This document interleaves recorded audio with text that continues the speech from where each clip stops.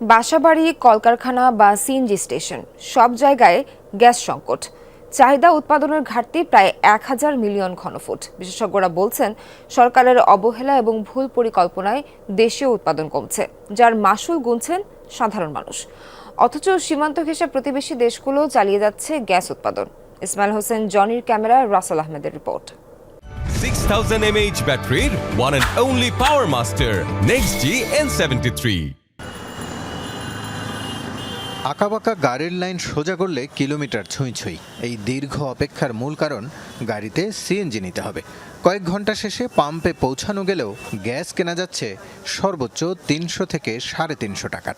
2 ঘন্টারও বেশি সময় লেগে যায়, মানে গ্যাস পাম্পে নিতে আসে, গ্যাসে প্রেশার নাই, আমাদের অনেক কষ্ট হয়। 100 টাকা 80 টাকা ঢুকে, এরপরে আবার 2-3টা ডিপ মারলে আবার নাই। এই অবস্থায় আমাদের চলা কঠিন অবস্থা। গ্যাসের তো সংকট, গেলেই কয় যায় গ্যাস নাই, প্রেশার নাই। দিনে গাড়ির চাপ ভেবে যারা রাতে আসেন তাদেরও রেহাই নেই। মধ্যরাতেও গ্যাস নেয়ার অপেক্ষার শেষ হয় না। 11টা আজ এখন 12টা, একটা বাসি যে গ্যাস পাই না। অঞ্চলে সবগুলো পাম্পে একই অবস্থা, যে যদি গ্যাস থাকে লাইনে তাও প্রেশার থাকে না। একই অবস্থা অনেক বাসাবাড়িতেও। ভোর 6টা থেকে রাত পর্যন্ত চুলা জ্বলে না বেশিরভাগ রান্নাঘরে। গ্যাস সংকটে উৎপাদন ব্যাহত হচ্ছে কলকারখানাতেও, যার প্রভাব পড়েছে রপ্তানিতে। জানা যায়, দেশে দৈনিক ৪,০০০ মিলিয়ন ঘনফুট চাহিদার বিপরীতে সরবরাহ ৩,০০০-এর কম। আমরা ধরে নিয়েছি যে আমরা ইম্পোর্টের মাধ্যমে আমাদের গ্যাসের এইটা সাংঘাতিক রকমের একটা ভুল সিদ্ধান্ত হয়েছে, এবং যেই কারণে আমরা এখন বহুমুখী সংকটে পড়ে গেছি। বিশেষজ্ঞরা বলছেন, গ্যাস সংকটের উত্তর খুঁজতে হলে পেছনে তাকাতে হবে। ২০১৪ সালে ক্ষমতায় আসার পর থেকেই গ্যাস নেই বলে চাউর করে সরকার। প্রতিমন্ত্রী, উপদেষ্টা সবাই গ্যাস আমদানিতে জোর দেন। যা পাওয়া যাবে তার থেকে অনেক বেশি দরকার, সেটার জন্য তো প্রস্তুতি রাখতে হবে। আমি যদি 2 বছর আগে এলএনজি আনতে পারতাম, সুন্দরপুরে গ্যাস পাইছি মাত্র 5 MMC গ্যাস, সেটা যে খরচ ওটাতে এবং ডিস্ট্রিবিউশনে পোষায় না। পরে এলএনজি আমদানি, রিগ্যাসিফিকেশন ও সরবরাহের জন্য 3 প্রতিষ্ঠানের সাথে চুক্তি করে সরকার। 2016 সালে যুক্তরাষ্ট্রের এক্সিলারেট এনার্জি ও ভারতের পেট্রোনেটের সাথে, 2017 সালে এলএনজি টার্মিনাল নির্মাণে সামিট গ্রুপের সাথে চুক্তি করে সরকার। একটা লবি আছে যারা দেশীয় অনুসন্ধানকে গুরুত্ব কম দিয়ে বাইরে থেকে গ্যাস এলএনজি আমদানিতে গুরুত্ব বেশি দিতে চান, এই কারণে যে তাদের হয়তো কোনো আর্থিক লাভ থাকে, সুবিধা থাকতে পারে। ওই বছরই পাবনার মোবারকপুর পরিত্যক্ত হয় লাভজনক গ্যাস না পাওয়ার অজুহাতে।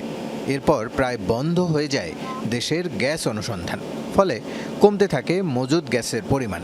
অন্যদিকে রাশিয়া যুদ্ধ ও করোনার পর বিশ্বব্যাপী এলএনজির দর বেড়ে গেলে নতুন সংকটে পড়ে সরকার। এটা একেবারে ঠিক ছিল না।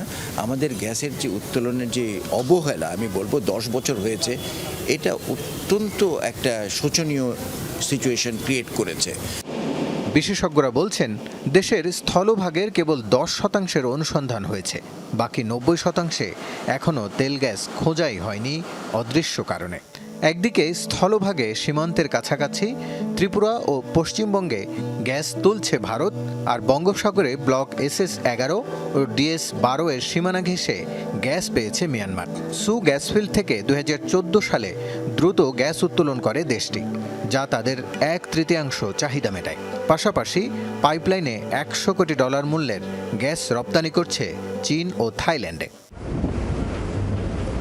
অথচ ভারত মিয়ানমারের সাথে আইনি লড়াইয়ে বিশাল জলরাশি পেলেও তা ব্যবহার করেনি বাংলাদেশ, কেবল দরপত্র আহ্বান করা হয়েছে। প্রকৃতিগতভাবে যেখানেই বদ্বীপ অঞ্চল সেখানে গ্যাস প্রচুর থাকে, তেলও থাকে। বাংলাদেশ পৃথিবীর মধ্যে অন্যতম বৃহৎ বদ্বীপ এলাকা, সুতরাং সেই সূত্রে বাংলাদেশে প্রচুর গ্যাস এবং তার সাথে তেলও থাকতে পারে। জ্বালানি প্রতিমন্ত্রী ও উপদেষ্টা বেশ কবছর ধরেই গ্যাস সংকট সমাধানের আশ্বাস দিয়ে আসছেন, তবে গ্যাসের জন্য সাধারণ মানুষের হাহাকার কমছে না। সমন্বিত জ্বালানি ব্যবস্থাপনা শক্তিশালী কাঠামো তৈরি করতে পারে, কিন্তু নিজস্ব সক্ষমতা কমিয়ে পরনির্ভরতা বাড়ানোয় জ্বালানি খাত আরও বেশি ক্ষতির সম্মুখীন হচ্ছে, এবং এই অবস্থা চলতে থাকলে ভবিষ্যতেও ক্ষতির আশঙ্কা করছেন বিশেষজ্ঞরা। রাসেল আহমেদ, যমুনা নিউজ, ঢাকা।